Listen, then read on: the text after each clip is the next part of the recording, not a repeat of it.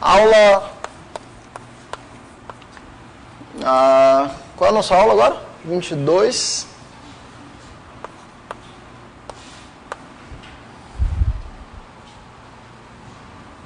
Vamos botar aqui.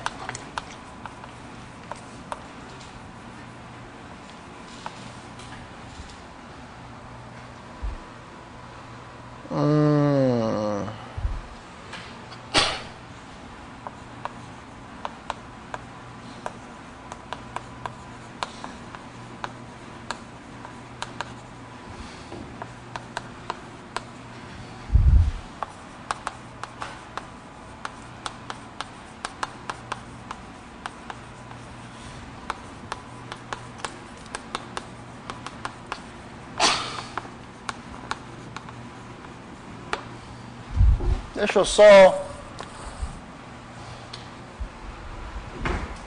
Hoje eu quero contar para vocês um pouquinho da historinha de como é que a gente aplica essas técnicas que a gente conheceu agora sobre espaços de Hilbert com kernel, com núcleo reprodutor, em particular os espaços de Desbrange, e algumas propriedades dos zeros da função zeta. Tá?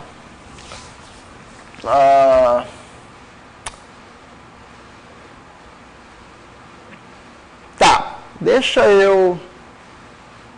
Então, onde foi que a gente acabou ontem? Onde foi que a gente acabou provando? Ontem a gente acabou provando o seguinte fato, né? Que vai ser... Então, a primeira coisa, vamos fazer aqui uma revisão do que a gente acabou provando ontem. O meu lema do meu problema extremal foi o lema que eu disse para vocês foi a passagem L1, L2, tá? Essa passagem aqui era...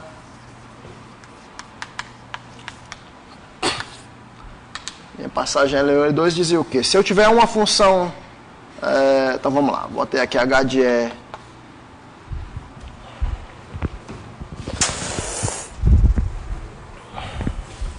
Comecei com E, Hermite-Biller.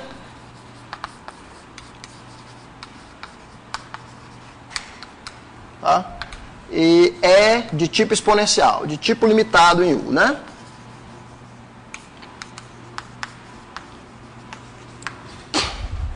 Portanto, E tem tipo exponencial. E aí, considerei uma função M, C em C, real inteira, ou seja, real no eixo dos reais, tal que valia o seguinte, né? Primeiro, que a M fosse não negativa no eixo dos reais. Segundo, que a M tivesse tipo exponencial...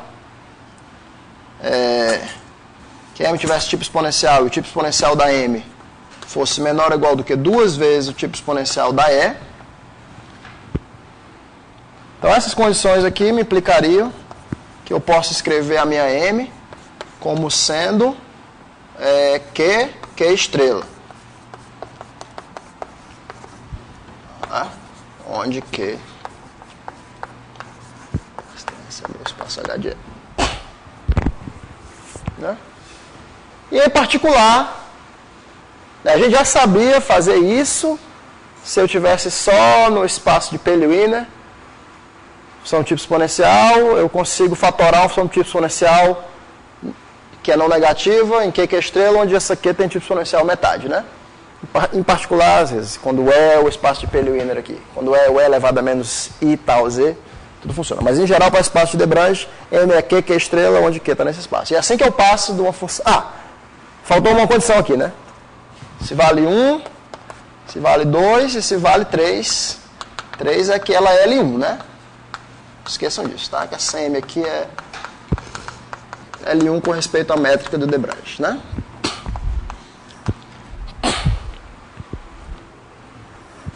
Tá? Isso aqui permitiu que a gente resolvesse o meu, que eu chamei de One Delta Problem.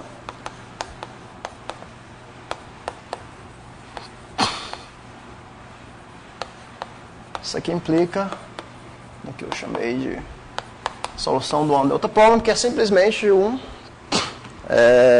truque de... simplesmente uma desigualdade de Cauchy-Schwarz, né? No One Delta Problem você pede, além de 1, 2 e 3, né? Você pede 4, você pede que m de 0 seja maior ou igual que 1. Ou seja, você quer uma função que é não negativa e que majore um certo delta. Aqui eu botei na origem, mas podia ser, esse delta podia ser em qualquer ponto, né? E aí você quer minimizar essa métrica aqui.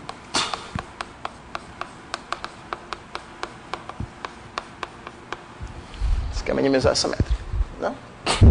E a gente já viu que, essencialmente, o que está por trás disso é simplesmente uma desigualdade de Cauchy-Schwarz, né? 1 menor ou igual do que m de 0. M de 0, pelaquela fatoração, é q de 0 ao quadrado. Q de 0 ao quadrado é o Q vezes Q escalar com K de 0 ponto, um espaço produto interno, né? Um espaço com núcleo reprodutor. Isso daqui é menor ou igual do que a norma de Q, nesse espaço, vamos botar aqui H de E ao quadrado, vezes a norma do K de 0 ponto, nesse H de E ao quadrado. Que eu sei que é igual à norma de... A norma de Q ao quadrado é a própria... Meu objeto que eu quero minimizar, S.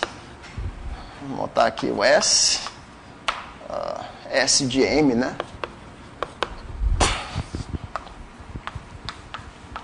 Vezes o K de 0, 0, né? Ou seja, então esse funcional aqui, ele é sempre maior ou igual do que 1 sobre K de 0, 0. E a igualdade ocorre somente se você tem condição de igualdade aqui, da desigualdade de Cauchy-Schwarz, condição de igualdade aqui, condição de igualdade ocorre somente se essa m de z for igual a minha função K de 0z sobre K de 0, 0 ao quadrado. Pronto. Muito bem. Hoje nós vamos usar isso para provar que se a gente assumir a hipótese de Riemann, ou seja, que todos os zeros da função zeta de Riemann estão alinhados na reta crítica, a gente vai provar hoje que, pelo menos, 67% desses zeros são simples. Tá? Então é isso que nós vamos fazer hoje. Usando isso aqui que está no quadro. Então vamos conversar um pouquinho sobre a função zeta, né?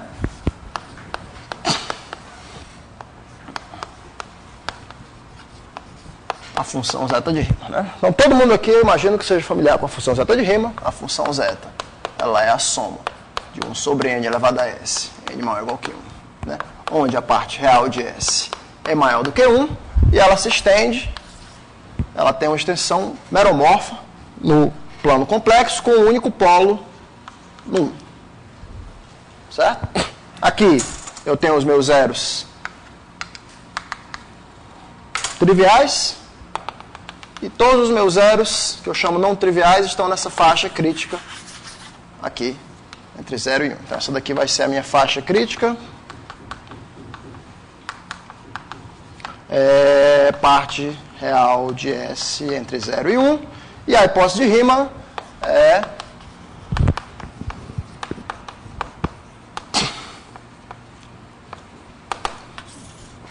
vamos chamar aqui RH, Riemann hipótese, é o fato de que todos os zeros não triviais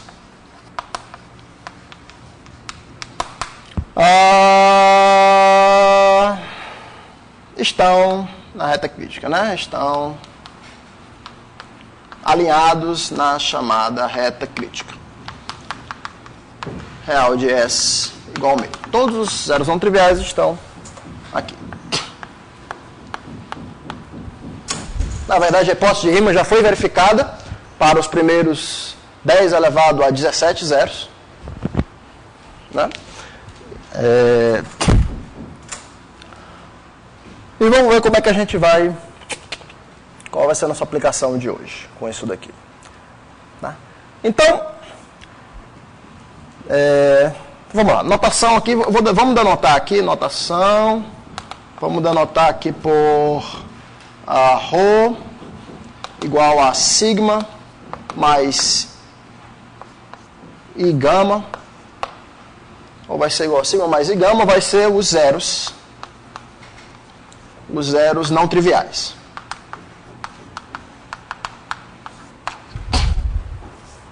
Tá? Ou seja, na hipótese de rima, aqui sem assumir a hipótese de rima, na hipótese de rima o sigma vai ser meio para todo mundo. Tá?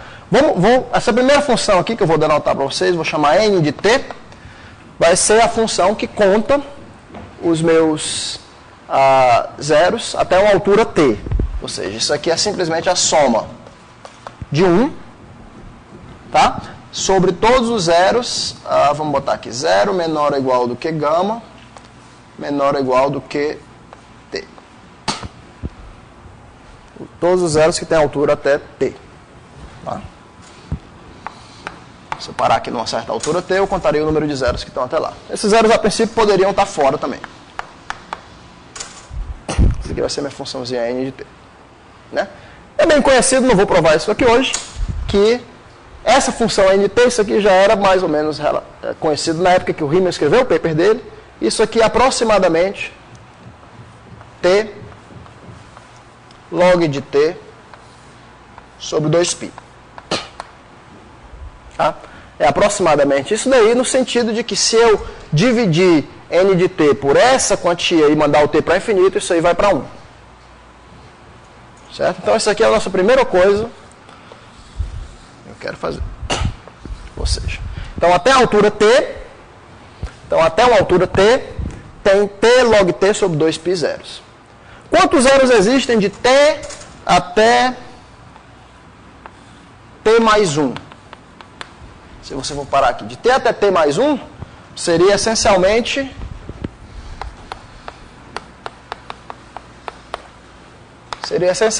t mais 1 log de t mais 1 sobre 2π menos t log t sobre 2π, não é? E se você considerar que o log de t mais 1 é essencialmente log t, isso daqui vai ser t mais 1 log t menos t log t, então vai ser simplesmente log t sobre 2π. Ou seja, o que eu estou querendo dizer é que entre t e t mais 1 tem log t sobre 2π zero. Então esses zeros eles vão ficando cada vez mais, se acumulando cada vez mais. Tá? Então jamais eles são igualmente espaçados. Né? Então, perto de t, eu tenho aproximadamente log de t zeros. É assim que você tem que encarar. Legal. Muito bem.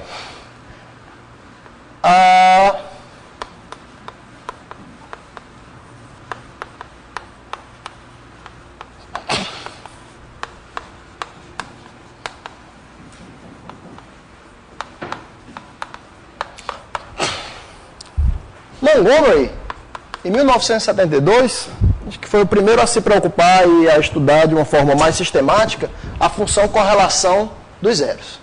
Tá? E aqui eu vou, para não errar na notação aqui, deixa eu ver o que eu vou fazer. Essa minha correlação do zero, eu vou denotar essa nova função n de t, e aqui tem um parâmetro beta, tá? Que vai me contar a quantidade de zeros, vamos botar aqui, 0 menor ou igual do que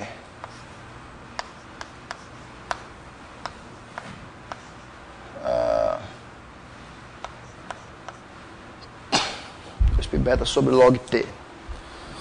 Deixa eu ver o que eu quero fazer aqui.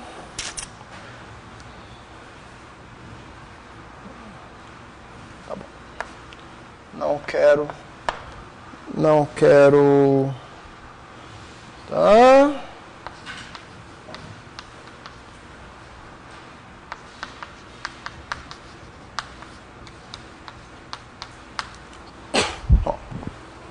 Isso aqui é que vai contar minha função. Então, eu estou contando eu estou contando o número de pares de zeros, tá? Então, isso aqui são dois zeros, ρ igual a sigma mais I gama, ρ' igual a sigma' mais I gama'. Estou contando o número de pares de zeros com altura até t, né? De modo que a diferença deles, gama linha menos gama, seja menor ou igual do que essa coisa normalizada aqui, 2π beta sobre log t. Tá? Ora, lembra que o espaçamento médio entre os zeros, né? Então, de t para t mais 1, eu tenho log t sobre 2π zeros. Então, o espaçamento médio dele seria 2π sobre log t. Certo? Então, aqui eu estou botando 2π sobre log t vezes beta. Então, essencialmente, aqui eu estou contando o número de pares de zeros até uma altura t, de modo que a sua diferença é menor ou igual do que beta vezes o espaçamento médio. Certo? Então, vou escrever isso daqui. Número de pares. Não necessariamente pares de zeros consecutivos, tá? Cuja diferença é menor ou igual do que beta vezes o espaçamento médio.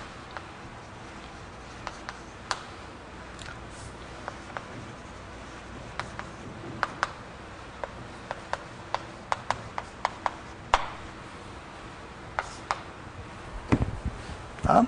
Muito bem. E a conjectura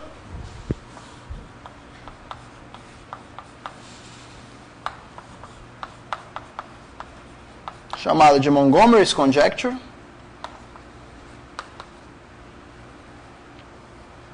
é o seguinte, é que n de t beta é assintoticamente igual a n de t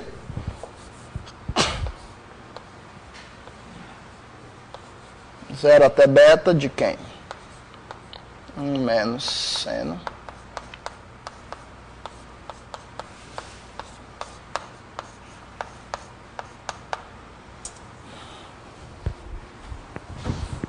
é isso daí. Vamos lá. Isso aqui vale para beta fixo, ou seja, se eu fixar um beta quando t vai para infinito. Ou seja, se você fixar um beta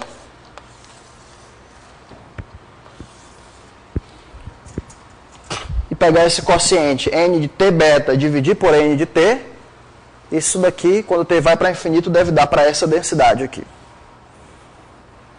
Certo? Note que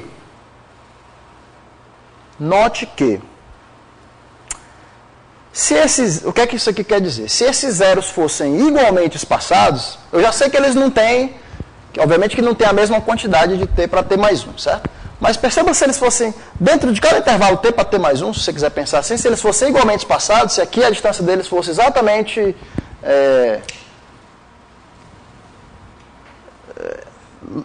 2π sobre log de t, certo?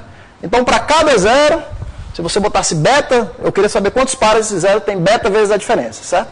Então, para cada um desses gamas aqui, eu teria, vamos pensar que o beta fosse 1, eu teria só um que estaria essa distância. Se o beta fosse 2, eu teria 2 que tivesse essa distância. Para um beta geral, para cada gama eu teria beta na frente dele, né? Que aqui eu só estou contando os gama linha maiores do que os gama. Então, eu teria beta na frente deles, tal que isso aí valesse. Tá?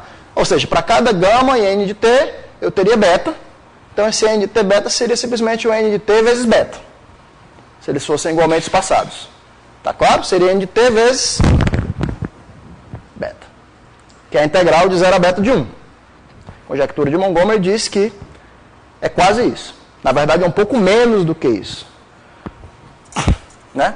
Ou seja, eles não são igualmente espaçados, eles tendem a ser, talvez, pior do que igualmente espaçados nesse sentido aqui, né? Eu tiro beta, mas tiro um pouquinho. Que esse pouquinho aqui que eu tiro, essa função aqui, ela, quer dizer, isso aqui é essencialmente o quê? Essencialmente beta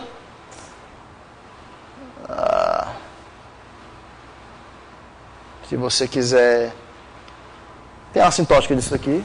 Deixa eu ver quanto é que isso aqui é beta menos meio. O meio seria a integral disso aqui quando eu vou até infinito.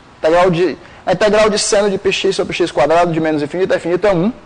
De 0 a infinito é meio. Tá? Mas aqui eu vou só de 0 até beta, então tirei muito.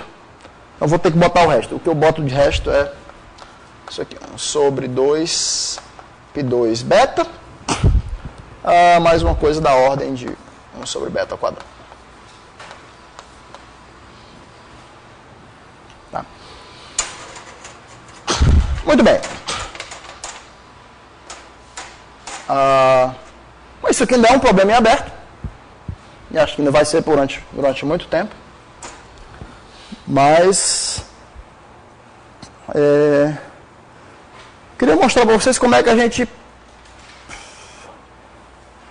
chega e pode usar os conhecimentos da gente para dar algumas cotas superiores e inferiores para esse objeto.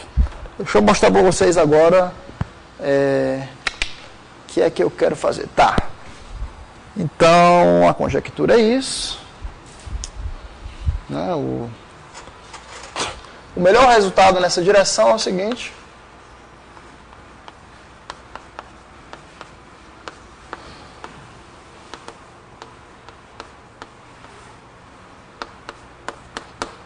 O melhor resultado não condicional, ou seja, sem assumir a hipótese de rima, né? Isto é, sem assumir a hipótese de rima, é que você tem que n de t beta é igual a beta mais, vamos botar assim, n de t que multiplica beta mais O de 1. Vou botar que esse beta é menor do que log t. Vou botar O de log t.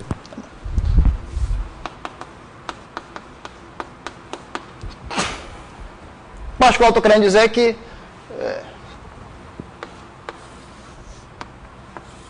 sabe-se que esse cara aqui é da ordem de n de t vezes beta mais uma constante. Né? Gostaria de provar que essa constante é essencialmente meio. Né? Mas a princípio sabe-se que se eu fixar o beta e mandar o t para infinito, esse cara aqui vai ser sempre da ordem de n de t beta mais, sei lá, no máximo 5, 10, 15. Não sei se o cara se preocupou em calcular essa constante. Mas a princípio a gente começa com isso daqui.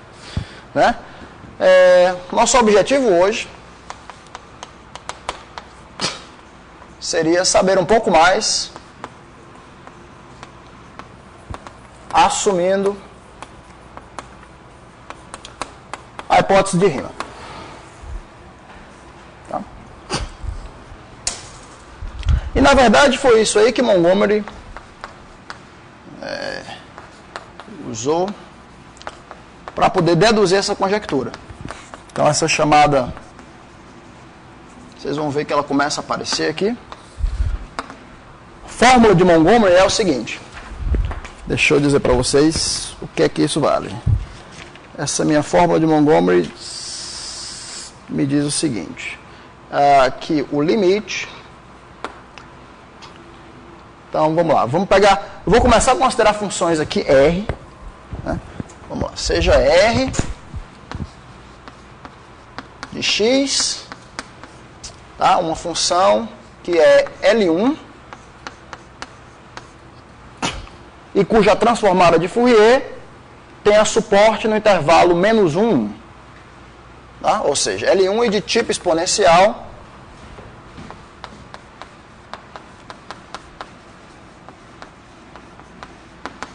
é 2π. Tá? Ou seja, R de x pertencente a L1 e de tipo exponencial 2π. Ou seja, transformada de Fourier, suporte de R chapéu, está contido no intervalo menos 1. Tá? Montgomery, em 1974, provou a seguinte fórmula. Limite, quando t vai para infinito, 1 sobre n de t. A soma. Deixa eu ver. Escrever para vocês, depois vai ficar tudo no quadro, não vou precisar mais copiar. 0 menor do que gama, gama' menor ou igual que t, de R. Menos gama, log t sobre 2π, W de gama' menos gama, é igual a R de 0 mais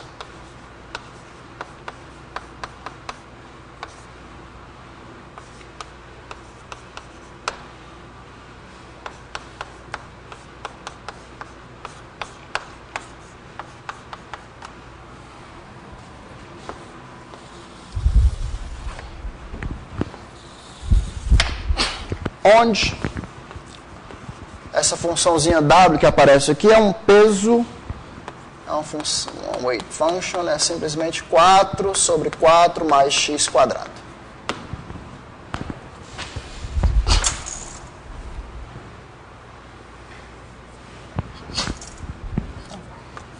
Então, antes de fazer a sua conjectura, Montgomery provou essa fórmula aqui. Isso daqui é uma verdade. Certo? Uma verdade desde que a R seja L1 e tenha suporte menos 1. Certo?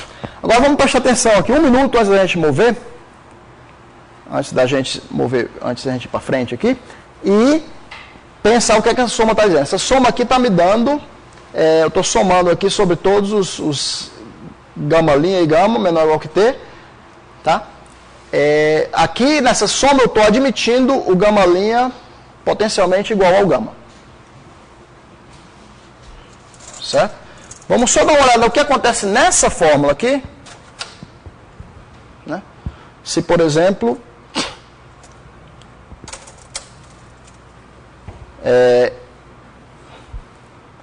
eu pudesse botar R como sendo a função característica do intervalo menos beta, beta.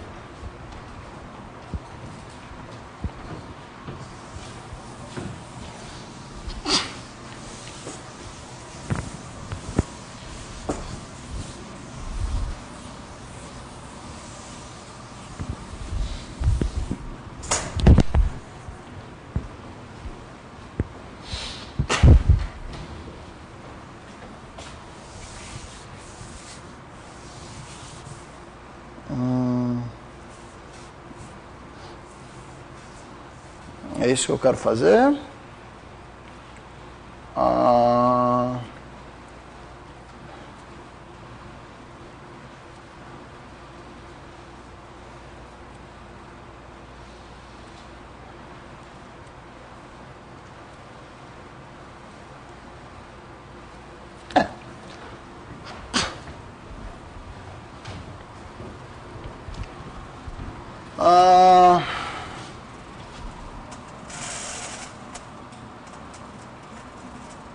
Tá. Deixa eu só dizer para vocês como é que isso aí levou ele a fazer a conjectura.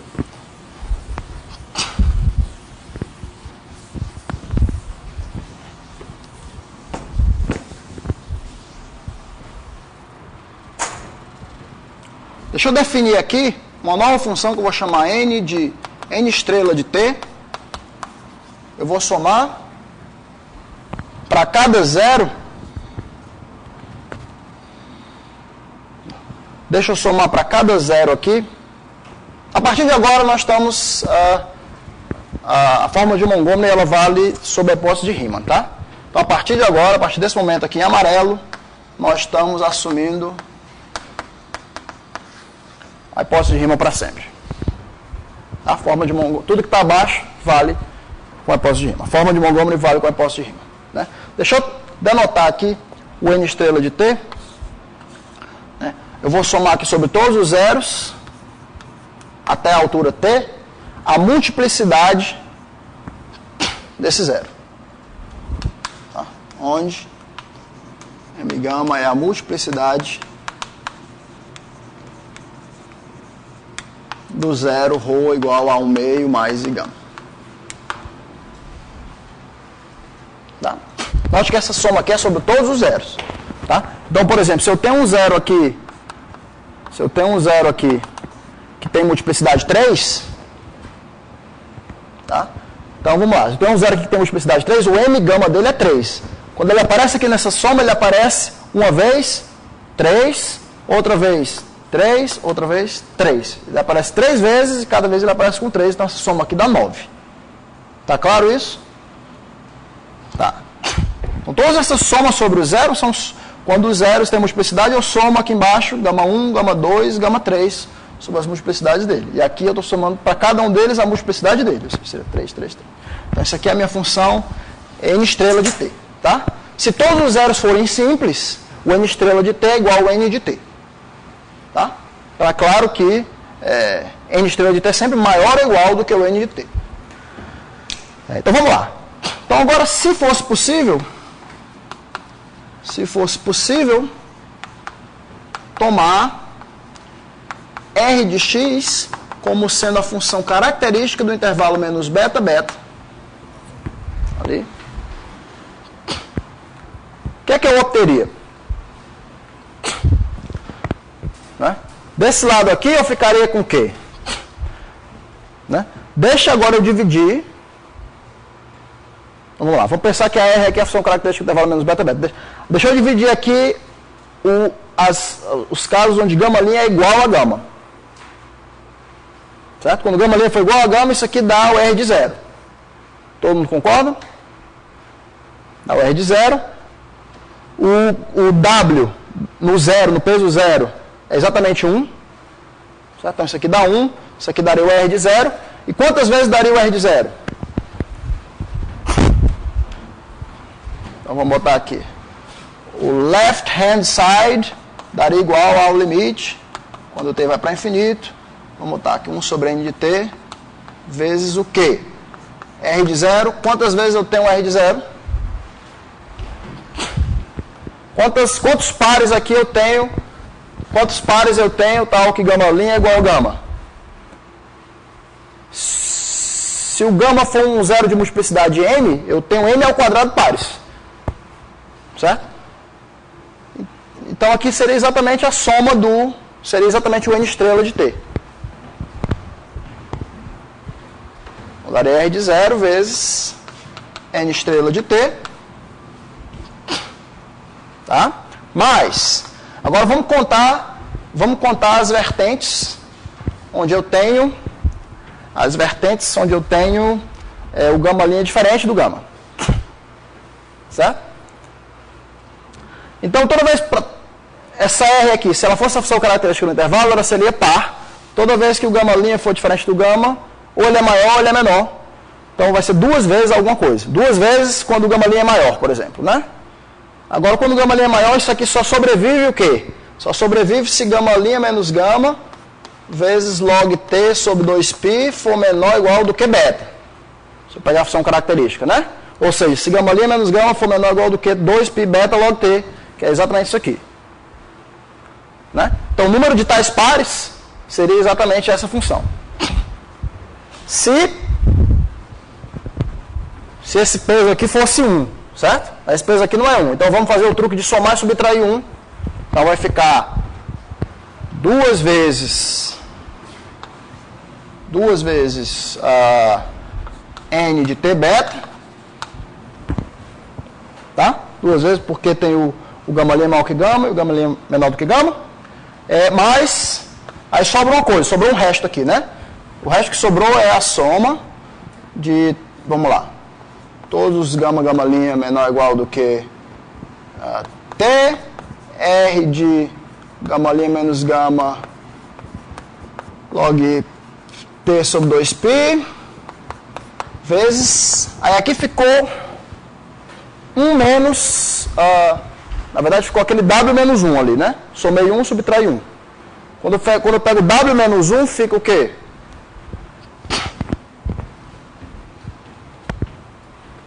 W, quando eu subtraio 1, fica x quadrado sobre isso aí, né? Então, x quadrado sobre 4. Deixa eu botar o w menos 1 aqui, que vai ficar gama menos gama' ao quadrado sobre 4 mais gama menos gama' ao quadrado.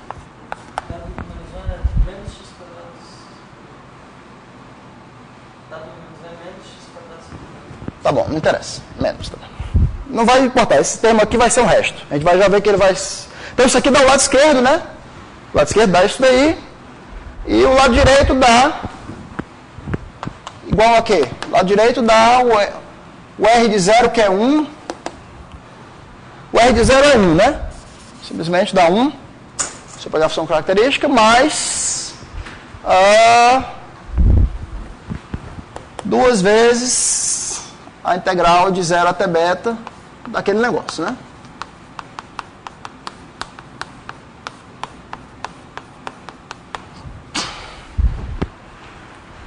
Legal? Então, estou quase lá. Agora, o que acontece é o seguinte. Essa soma aqui, né? Ela só existe Se... Note que essa soma aqui, ela só existe quando o gama ali menos gama for em módulo menor ou igual do que 2π beta sobre log t. Todo mundo concorda? Né? Quando R é a característica do intervalo, isso aqui funciona 2π beta sobre log t. Isso aqui caso contrário é zero. Tá? Ou seja, então vamos agora. Então esse cara aqui vai ser da ordem onde essa soma aqui, onde esse cara aqui é não nulo, esse cara aqui é gama menos gama ali ao quadrado sobre 4. Então esse cara aqui ele é sempre menor ou igual. Isso aqui implica que esse gama menos gama ali ao quadrado sobre 4 mais gama menos gama ali ao quadrado é sempre menor ou igual do que 2π beta sobre log t quadrado. Né? Esse cara aqui é pequeno. Ele só existe quando gama menos gama ali é pequeno. Esse aqui é pequeno. Então se eu tirar esse cara aqui por essa cota, 2π beta quadrado sobre log t, e somasse isso aqui tudinho, isso aqui eu sei que já que dá o n de t beta, né? Então esse cara aqui que está nessa nuvenzinha aqui, ele é menor ou igual do que n, 2 vezes n de t beta, tá? Vezes 2π beta sobre log t quadrado sobre esse n de t.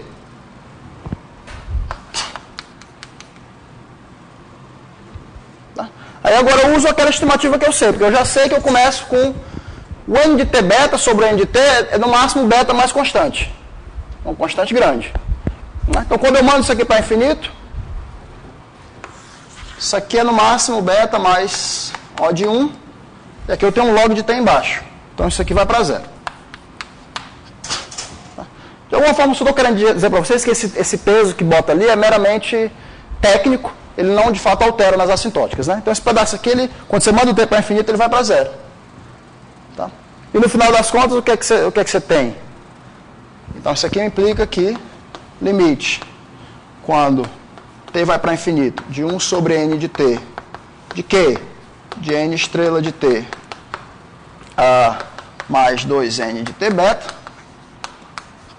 é igual a 1 mais integral.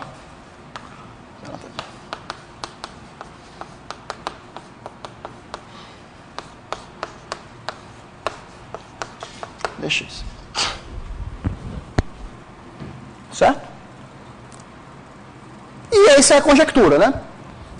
Por quê? Porque é acreditado que o n de t é acreditado que todos os zeros são simples.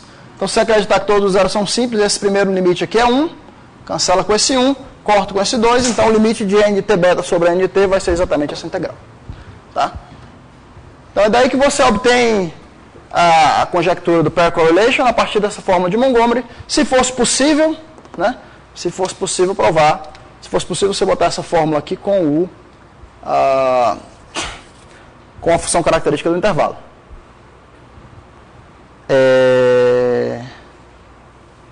Na verdade não precisaria nem tanto. Bastaria eu conseguir essa fórmula de Montgomery para funções que estejam L1 e tipo exponencial maior do que 2π, ou seja, com a transformada de Fourier suportada em qualquer compacto. Né? Se eu conseguisse aqui fazer que a transformada de Fourier fosse suportada em qualquer compacto menos nn, eu poderia aproximar suficiente bem a função característica de intervalo e chegar naquela fórmula. Só que isso não é verdade, quer dizer, não é conhecido que essa fórmula vale além do compacto menos 1. Então esse compacto menos 1 aqui é até importante. Né? Sabe-se que essa fórmula vale para qualquer suporte nesse compacto, mas não se sabe se essa fórmula vale para qualquer R com suporte menos 1 menos epsilon e 1 mais epsilon. É um probleminha aberto. Tá. Então, o que a gente vai fazer hoje é... Vamos ver o que a gente pode fazer.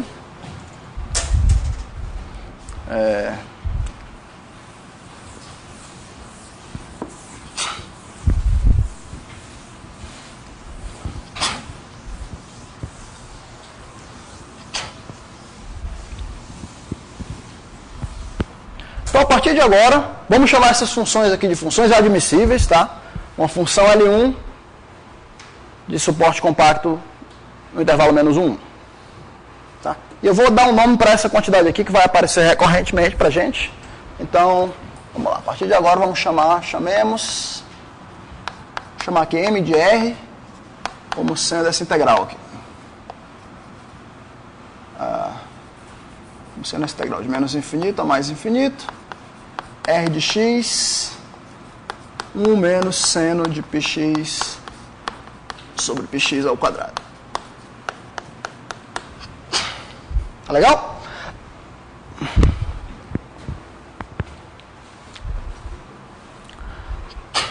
E aí, o que a gente vai fazer agora? Bem, eu gostaria muito de pôr uma função característica de intervalos nessa forma. Não posso. Eu gostaria muito de pôr, não uma função característica de intervalos, mas uma função que tem um suporte compacto muito grande, para eu poder aproximar bem. Não posso. O que eu posso pôr é só funções integráveis com suporte compacto em menos 1. Então, nós vamos pegar aqui a função ideal da gente, por exemplo, a função característica de intervalo, e nós vamos majorar essa função por uma função desse tipo, e gerar uma desigualdade, porque tudo aqui é positivo, e nós vamos minorar a função característica do intervalo e vamos obter uma desigualdade para o outro lado. Então, nós vamos fazer isso. Então, vamos lá. Nós vamos considerar dois problemas. O primeiro, nosso primeiro problema vai ser, vou chamar aqui de R menos de x, é uma função admissível, que... Primeiro eu vou considerar só para vocês verem o que é que vai aparecer. Vou considerar funções admissíveis que majoram a delta.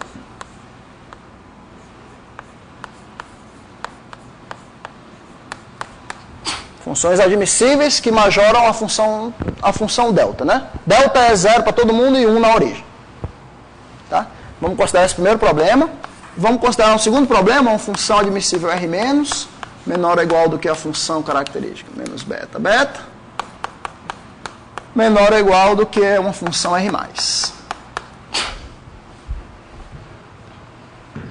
Tá? Vamos ver o que aparece quando eu ponho uma função que é não negativa, que majora a minha delta, né? Função não negativa e que é maior ou igual que 1 na origem. Vamos lá.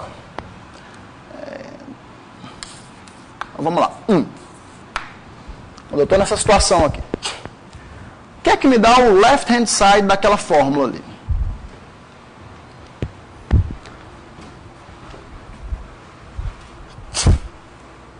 Bem, eu pus essa minha R aqui, né? Eu vou pôr agora R mais aqui. Tá? Então é claro que o limite, quando t vai para infinito, de 1 sobre n de t, vamos botar nessa formulazinha aqui, integral de 0, gama, gama.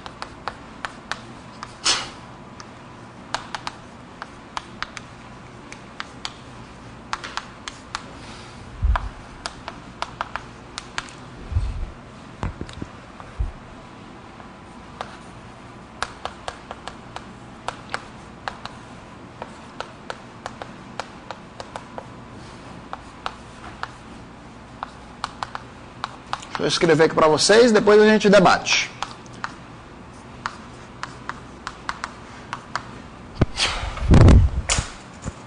Vale o seguinte, certo, gente? Tome uma função R+, aqui. Na verdade, deixa eu chamar só de R aqui, tá? Deixa eu chamar R+. Tome uma função R que majora a delta, que é não negativa e que é maior ou igual que 1 na origem, né? Bota delta aqui. Então, delta de qualquer coisa, blá, vezes esse peso, blá. Isso aqui é certamente menor ou igual do que a R dessa coisa, porque a R é maior ou igual que a delta, né? Vezes esse peso. Tá? Passei o limite de qualquer coisa é menor ou igual do que o limite dessa coisa aqui, que é maior para todo t, para cada t é maior, então o limite continua sendo maior. Nesse limite eu sei calcular, porque aqui é uma função admissível. Se essa função é admissível, eu sei que esse limite aqui dá igual a R de 0 mais coisa que eu chamei de M de R, a minha integral, né? Mas esse lado aqui, ele já nasce com a gente sabendo quem ele é. Quem é esse limite aqui? Bem, a função delta aqui, ela só existe quando o gama é igual ao gama, né? Então, esse cara aqui vai ser 1. E quanto é que dá isso aqui quando o gama é igual ao gama? A gente já fez essa conta, dá o n estrela. Então, isso aqui vai me implicar que n estrela de t sobre n de t, no limite, né? Se você quiser, limite, quando t vai para infinito, de n estrela de t sobre n de t, é menor ou igual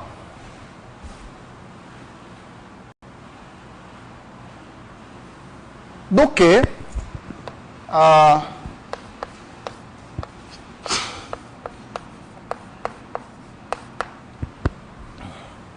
R de 0 mais M de R.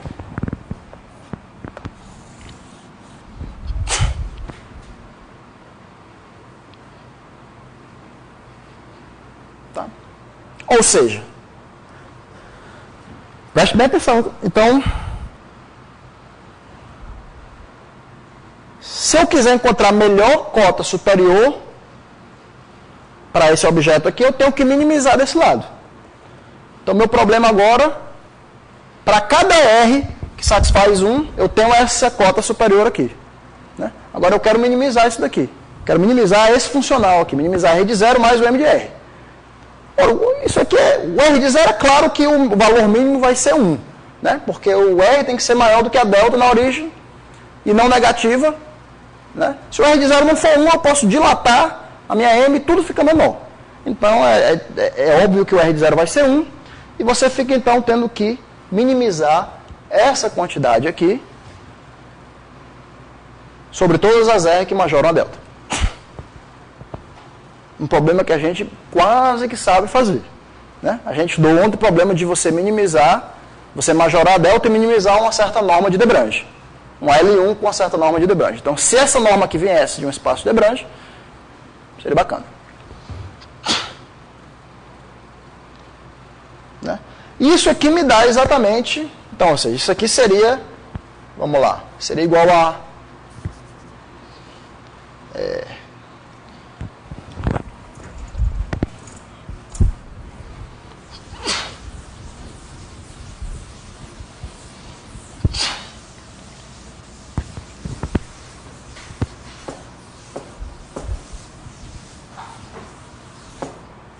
A gente vai conseguir fazer com que esse lado aqui seja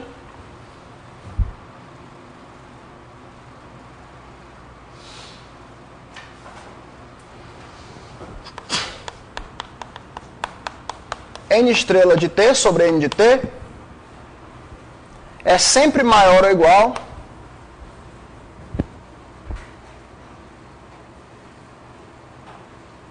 do que o quê?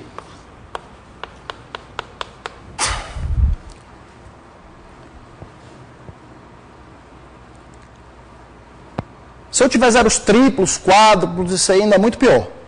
Né? Então, eu quero só contar os zeros que são simples. Vamos chamar o zero simples. Vamos chamar de n de t. Deixa eu chamar aqui de n de t como sendo sigma 1 mais sigma 2. Sigma 1 são zeros simples. Sigma 2 são... Sigma é uma notação ruim, né? Mas vamos chamar Z1. Também Z é horrível. Né? Deixa eu ficar com sigma mesmo. Sigma 1 mais sigma 2. Zero simples e os zeros com multiplicidade maior ou igual que 2. Certo? Então, esse n estrela de t ele vai ser maior ou igual do que sigma 1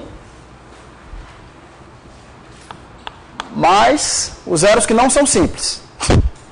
Cada zero que não é simples entra com pelo menos 2 vezes sigma 2.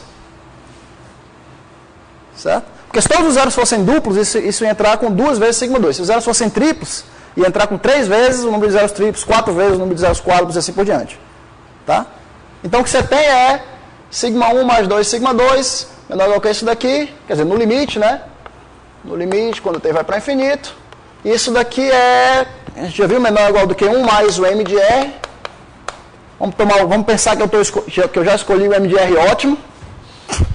Tá? E no final das contas, quando a gente resolve isso daqui, ou seja, eu vou ter que sigma 1 mais 2 sigma 2 sobre sigma 1 mais sigma 2 era menor ou igual do que um certo número aqui, C. 1 mais M de R, né? Agora isso daqui é 1 mais... Isso daqui é 1 mais sigma 2 sobre N de T, menor ou igual do que 1 mais M de R. Então isso aqui me implica que no limite, né? Limite sigma 2 sobre N de T é menor ou igual do que o M de R.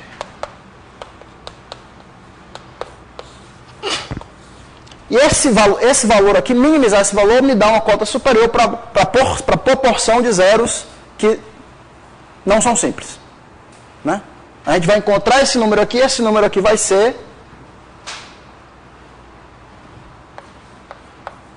0,33.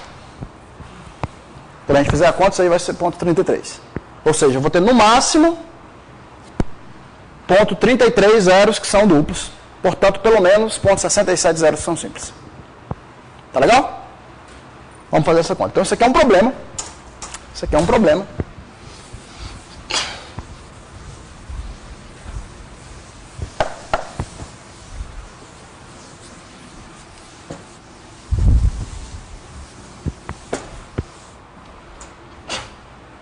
Ou seja, então, recapitulando, isso aqui é verdade. Esse limite, sigma 2 sobre NT. O sigma 2 eu estou botando aqui a quantidade de zeros que não são simples. Né? Sobre NT é menor ou igual do que M de R para qualquer R que majora delta. Tá? Então, de modo a obter a melhor cota, você quer minimizar, você quer otimizar esse cara. Muito bem. Muito bem. Então, a primeira coisa bem básica que Montgomery fez nesse problema foi tomar... Isso aqui vale para qualquer majorante da delta.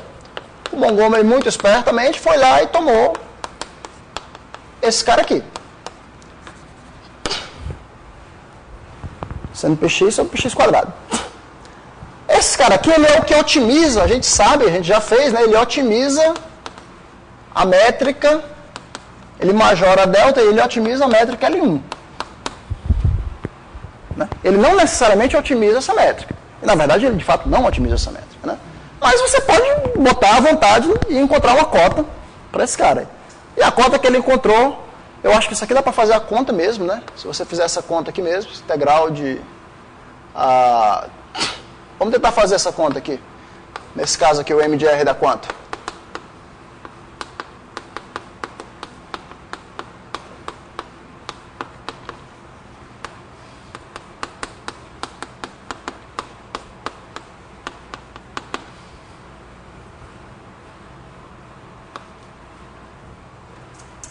Como é que você faria isso aí?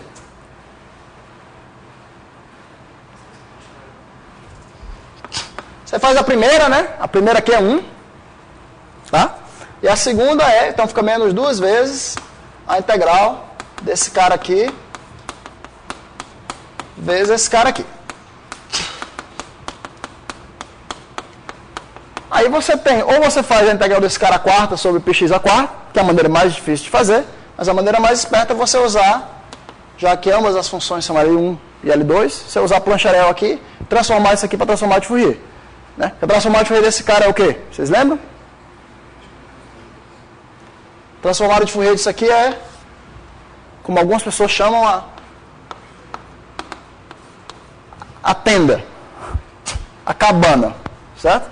Então vamos botar a cabana aqui, então vai só de menos 1 até 1, então isso aqui fica sendo 1 menos valor absoluto de t, 1 menos valor absoluto de t, dt. E se vocês fizerem essa conta aí, se vocês acreditarem em mim, isso aqui vai dar 1/3. Vai dar 1/3. Né? Vai dar 1/3. Na verdade, aqui eu vou querer fazer um pouquinho melhor. Aqui vai ser um 32, babá. Né? Mas com a função R de x seno de px sobre px, Montgomery foi lá e conseguiu 1/3. Então foi assim que ele provou que o primeiro resultado nessa direção, e talvez o resultado ainda mais fácil de anunciar, é o seguinte, né? É que se você assumir a hipótese de Riemann, acabei de provar para vocês que pelo menos 2/3 do zero são simples. Tá? Então quando se fala assim, né? Mas na verdade esse 2/3 pode ser melhorado um pouquinho ainda para 0,67. E como aqui a gente care about constants, a gente vai fazer isso daí. Tá. E a propósito, o resultado que a gente vai encontrar, o 0,67, quando a gente souber fazer isso daqui, é o que é o melhor resultado até hoje, né? Na verdade, o Montgomery encontrou, quer dizer, de fato ele resolveu Montgomery resolveu esse problema aqui, problema 1, usando técnicas diferentes das técnicas que eu vou mostrar para vocês. Ele usou, de fato, técnicas variacionais para fazer isso daí. Tá? E a expansão mesmo, com transformada de Fourier da R e tudo. Né? Ele conseguiu, de fato, chegar na solução ótima, por métodos bem distintos. Agora, e o problema 2, hein, gente? O problema 2... Onde é que eu vou? Onde é que eu estou agora? Apaguei ali.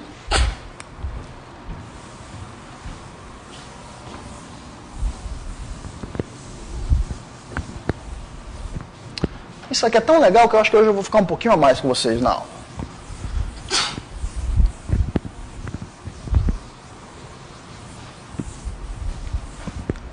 Então vamos escrever o que é que eu tenho com o problema 2. Agora eu não posso botar...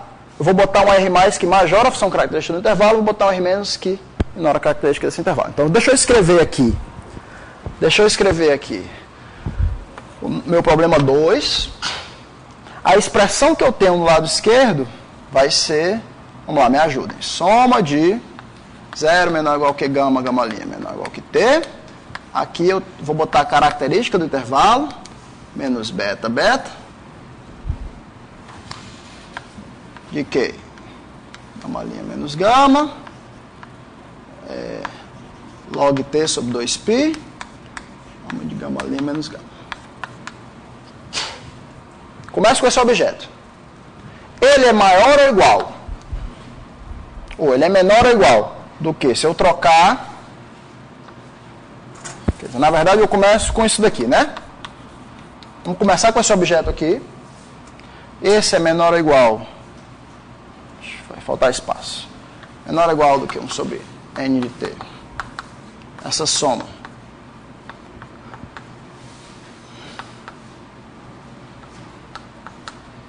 Vezes com a função R+. Tá? E ele é maior ou igual do que essa soma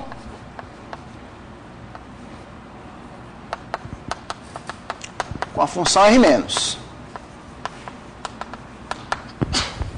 Tá legal? Até aí não tem problema nenhum. Né? Agora vamos então... Então vamos lá. Lado esquerdo, vamos chamar o lado esquerdo de E. Vamos chamar o lado direito de D. Na verdade, vamos chamar como a gente vem chamando aqui em inglês, né? Vamos chamar aqui o left hand side. E aqui vamos chamar o right hand side. E aqui vamos chamar o meio. Ou como diria lá no Ceará, o meio. Né? O meio, o left hand side e o right hand side. Aqui vocês aprendem inglês e cearês ao mesmo tempo. Que gostoso, né? Vamos abrir o meio. Vamos abrir o meio. Quando eu resolvo abrir esse meio aqui, o que é que eu tenho? 1 sobre n de t. Esse meio aqui a gente já abriu várias vezes, né?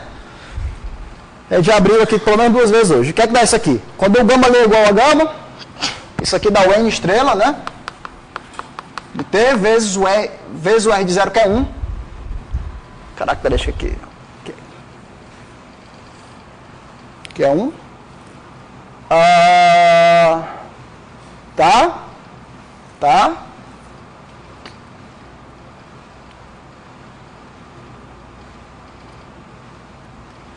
Que mais? E aí eu faço o truque aqui de de somar 1 e subtrair 1. Então isso aqui ficou mais 2 vezes o n de t beta, mais uma coisa que dependia de b, mas a gente viu que era 1 sobre log de t ao quadrado, embaixo. Uma constante que depende de beta. Né? Então isso aqui era o meio, tá? Isso aqui era o meio. Lado direito. Lado direito. Lado esquerdo. Agora você passa o limite. Você passa o limite quando t vai para infinito. Tá? Quando t vai para infinito, eu sei avaliar o lado esquerdo e o lado direito, pela fórmula de Montgomery, já que as minhas funções são admissíveis, e o meio continua no meio. Né? Então, quando eu passo o limite, do lado esquerdo vai para R- de 0, mais o m de R- é menor ou igual do que o limite, quando t vai para infinito, de quem? De n estrelas de t sobre n de t.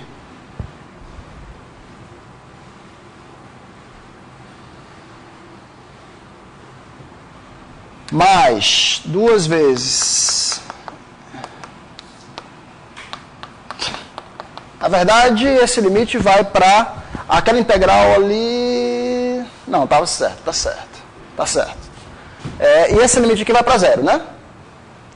Quer dizer, na verdade, isso daqui era um n de t beta vezes esse cara. Né? O n de t beta sobre n de t, quando eu dividir por log t quadrado, vai para 0. Então ficava só isso daqui, e aqui ficava R de 0 mais M de R+. Muito bem. Muito bem, muito bem, muito bem.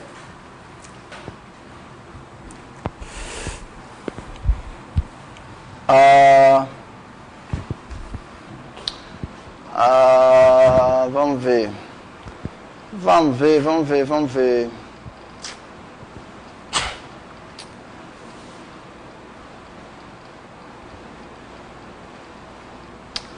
Quase tudo certo. Quase tudo certo.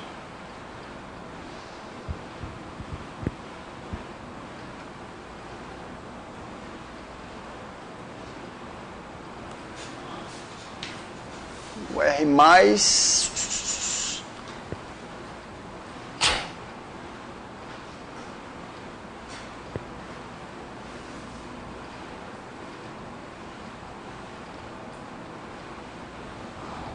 R+...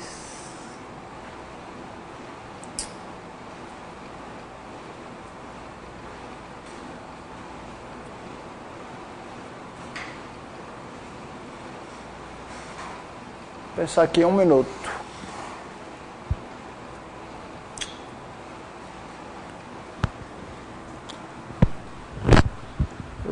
Tenho a impressão de que eu deveria ter feito algo, um epsilon diferente do que eu fiz.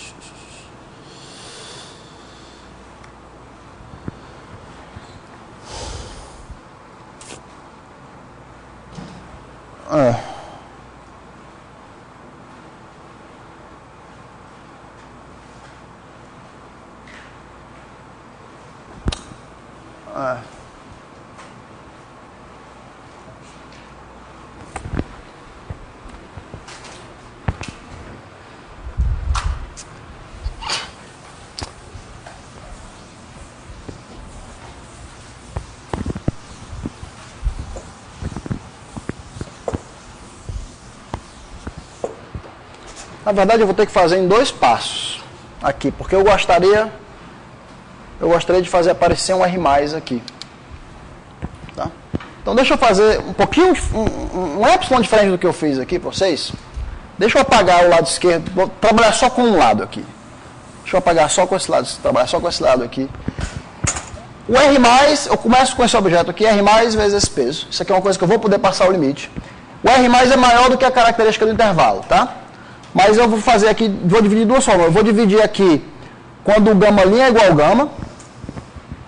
Quando o γ' é igual ao γ, vai dar R+ vezes, então vai dar aqui 1 sobre, isso aqui vai dar 1 sobre N de T,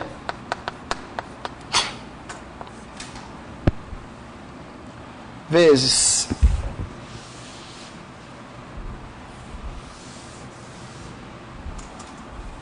não devia ter apagado, mas tudo bem. Dá, quando o gama ali é igual ao gama, vai dar 1 sobre n de t vezes r mais de 0 vezes n estrela de t. Tá legal? Mais a parte onde o gama ali é diferente do gama. Onde o gama ali é diferente do gama, o r mais é maior do que a função característica do intervalo menos beta beta. Então isso aqui dá maior do que 2 vezes o n de t beta. Se eu fizer o truque de 1 mais 1 e menos 1. Mais n de t beta vezes aquele termo aqui.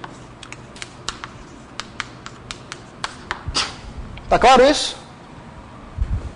Não, fiz só um pouquinho diferente. Eu começo agora com esse cara.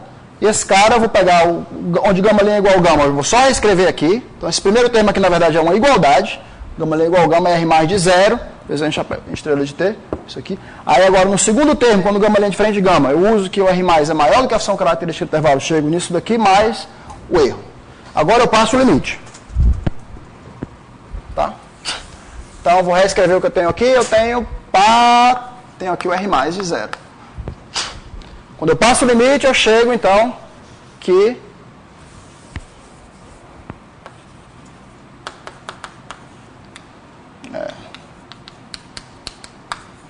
eu chego nisso. Tá legal?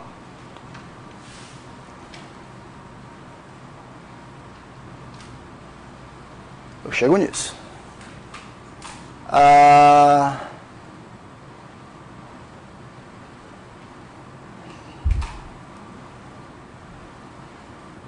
Muito bem.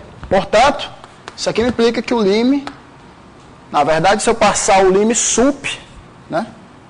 O lim sup, porque eu não sei se esse negócio aqui do meio, se esse negócio aqui do meio vai ter um limite. Esse cara aqui tem, né? Então, eu passei o lim sup desse cara aqui é menor ou igual do que o limite desse. Tá? E agora, quando eu passo esse cara para lá, então eu vou ficar aqui com o lim de n de t beta sobre n de t, lim sup, quando t vai para infinito, né? Menor ou igual do que m de r mais, vou dividir por 2, tá? E quando eu passei esse cara para lá, gente, veja bem, ficou aqui o r mais de 0, aqui ficou r mais de 0, que multiplica 1 menos n de estrela de t sobre n de t. Isso aqui é negativo, tá? O n de estrela de t é sempre maior ou igual do que o n de t, então isso aqui é negativo, eu vou jogar fora. Então é claro que isso daqui implica essa desigualdade. Tá? Se eu fizesse a mesma coisa para o outro lado, agora vamos pensar no R mais como sendo R menos. Tá? Você começaria aqui com o maior ou igual. Começa com esse negócio com R menos. Tá? Onde gama ali é igual ao gama, você só faz botar uma igualdade. Onde o gama ali é diferente do gama, você usa que R menos é menor do que a função característica do intervalo. Você vai ter essa desigualdade aqui e vai ter o resto. Tá? Então isso aqui vai valer. Depois você passa o lim inf. Analogamente,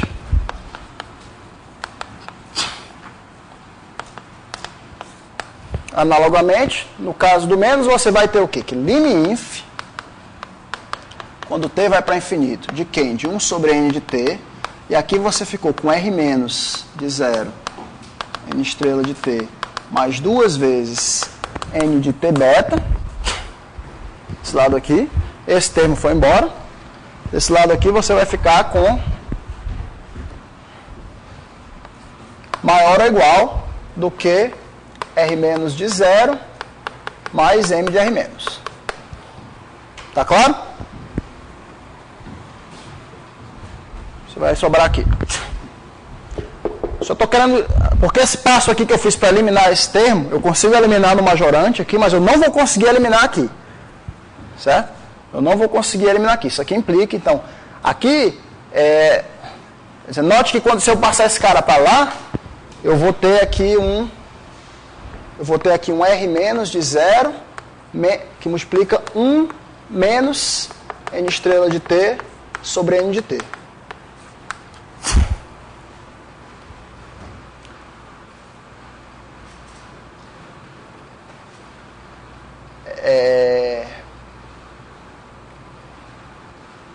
Isso.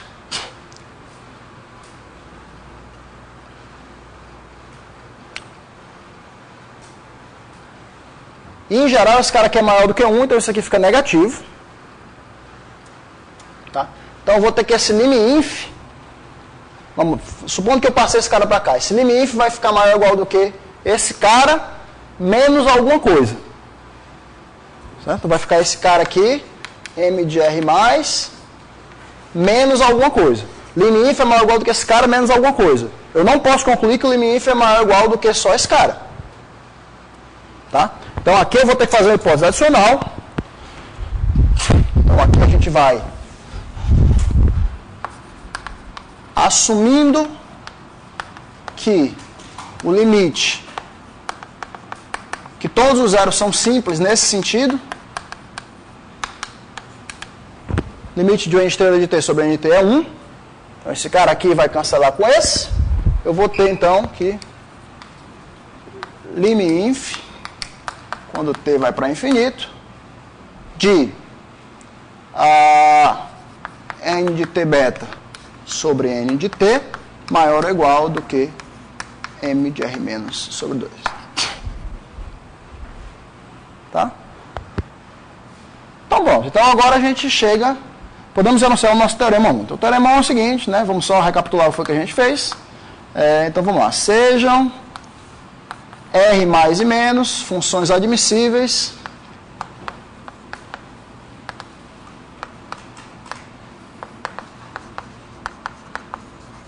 tais que R menos de x é menor ou igual do que a função característica de menos beta betas de x, que é menor ou igual do que R mais de x. Né? Você poderia botar até R beta se você quiser. Tá? Quaisquer funções admissíveis que majoram e uma que menora a função característica do intervalo. Então, você sabe que o lim_inf de N de T beta sobre N de T, quando T vai para infinito, beta está dado, né? Um beta aqui é maior do que 0 dado. Isso aqui é menor ou igual do que o lim_sup. T vai para infinito.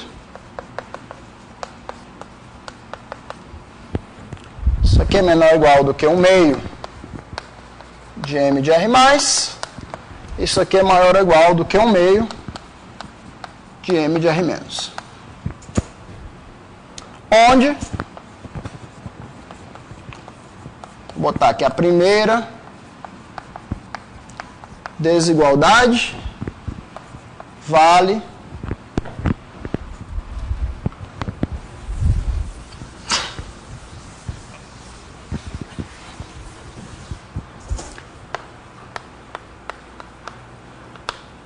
se assumirmos essa condição aqui, né?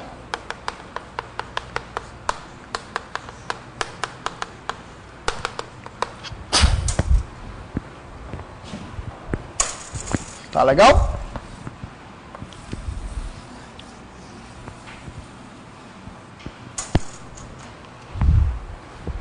Conclusão.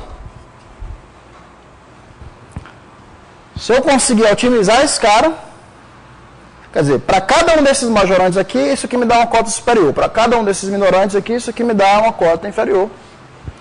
Então eu tenho que otimizar esse cara, fazer esse cara ser o maior possível e fazer esse cara ser o menor possível.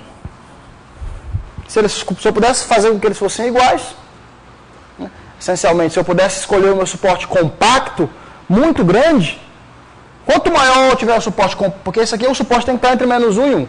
Quanto maior eu tivesse suporte para fazer, melhor eu conseguiria escolher esses caras, aí eu conseguiria juntar tudo isso aqui, e aí isso aí provaria que esse limite é igual a esse, que é igual ao limite, que é igual ao valor desse cara aqui, que seria essencialmente a função característica do intervalo.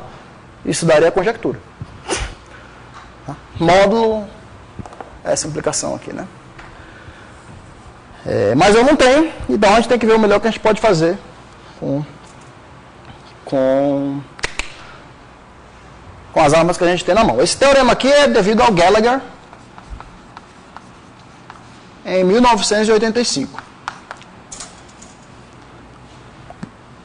Gallagher é um matemático da Columbia University, em Nova York. Acho que ele ainda está vivo, mas tem 80 e muitos anos. Pouco ativo. Nesse paper ele encontrou essa relação. Sabia que para majorar, ou seja, para você encontrar uma upper bound e uma lower bound para essa função aqui, que você quer provar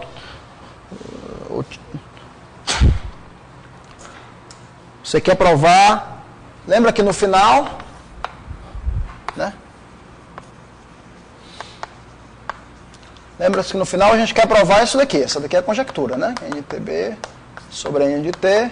Isso aqui é essencialmente beta menos 1 meio mais 1 sobre 2 π2 beta mais ordem de 1 sobre beta quadrado. Tá?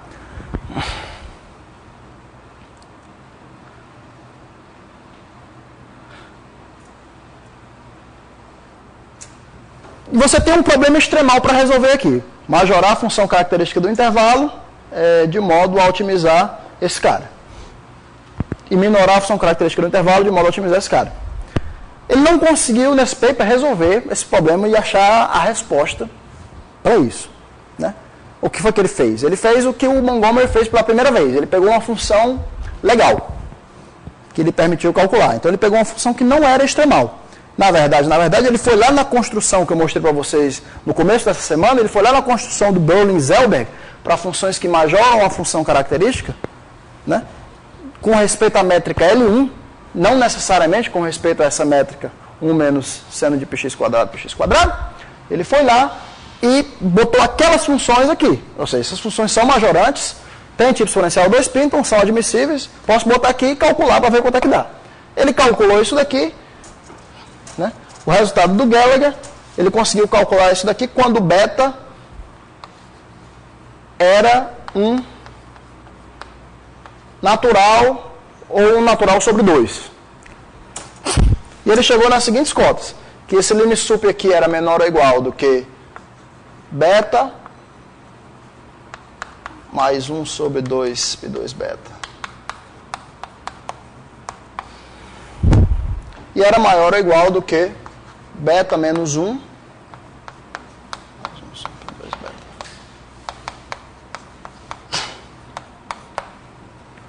Ou seja, ele jogou meio para cima e meio para baixo do que o negócio é para ser.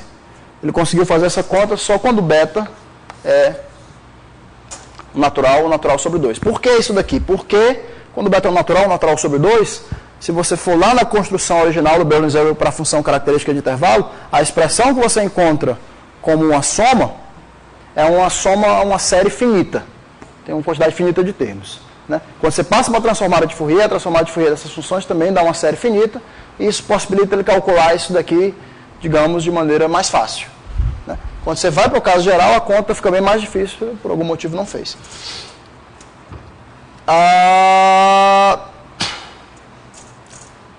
Muito bem. Mas o que eu queria mostrar então para vocês é o seguinte.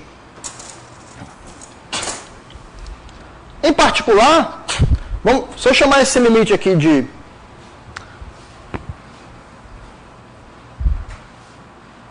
vamos chamar esse limite sup aqui, vou chamar ele de U de beta. Vou chamar esse limite inf aqui de L de beta.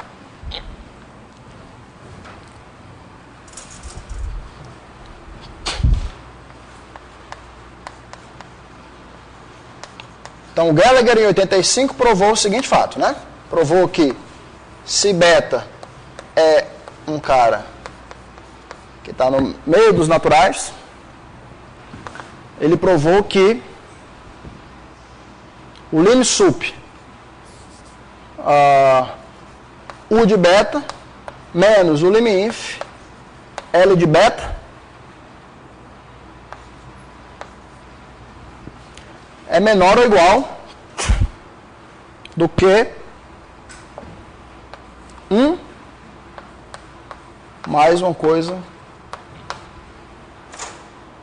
A cota que ele encontrou, né, foi menor ou igual do que 1 mais esse 1 sobre beta quadrado.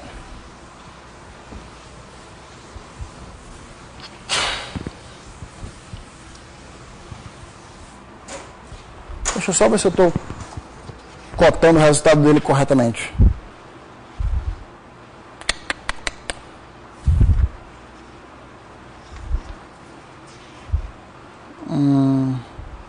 Não, dá certo. Estou cotando o resultado dele corretamente. Pois bem.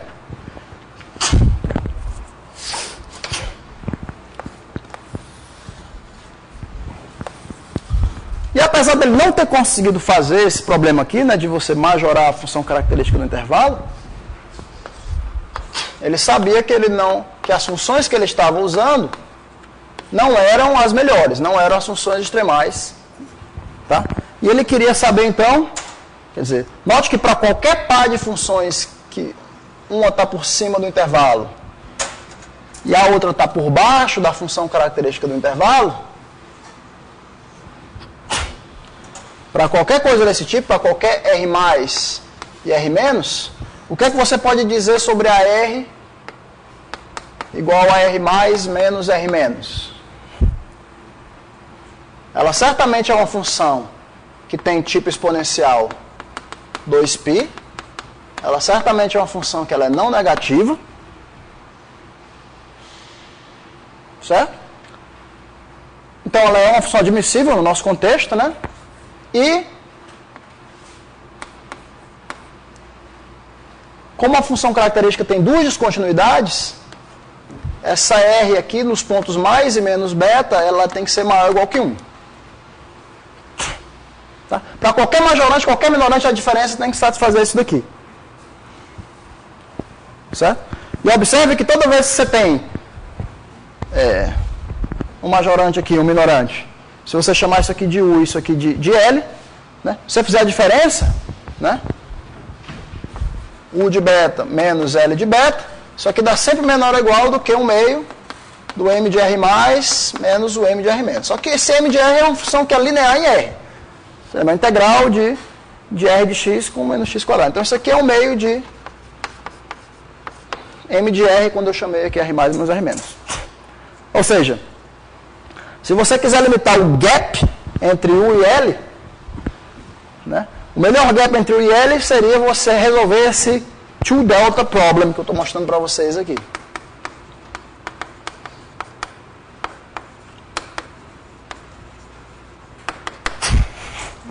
Tá? E o Gallagher consegue resolver esse problema. O Gallagher resolve para beta natural sobre 2. De fato, ele só tem as cotas para beta natural sobre 2 e ele queria se preocupar quão longe ele estava da cota ideal. Né? E ele vai e resolve esse 2 delta problem para beta natural sobre 2, encontra qual seria a cota ideal, né? E ele vê que ele computa o erro entre a cota que ele deu e a cota ideal, e ele vê que de fato o erro dele é pequeno, é da ordem de 1 sobre beta quadrado, nesse caso. Né? Eu vou mostrar para vocês na próxima aula como é que a gente resolve esse 2 delta problem no caso geral. Tá? Na verdade, eu sei resolver também esse problema aqui. Esse é o trabalho que eu mostrei no seminário há 2 semanas atrás.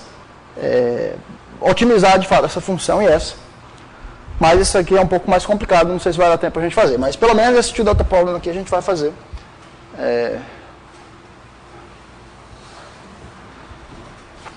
E as técnicas de espaço de Hilbert também entram fortemente aqui, tá? Mas já passamos um pouco do tempo, vamos encerrar por aqui hoje. Segunda-feira a gente continua. Nossa próxima aula é segunda-feira às 5 da tarde, tá? Na mesma sala aqui.